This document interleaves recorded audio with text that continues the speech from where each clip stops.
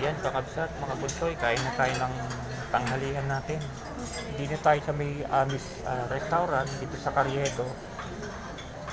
Sikat na restaurant to, malapit lang sa simbahan ng Quiapo.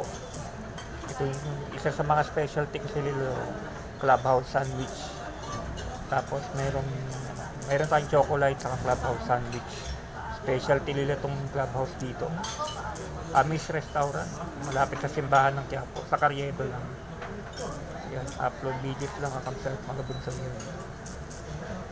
Pinuntahan na to ni Idol Mike Dizon. Yan.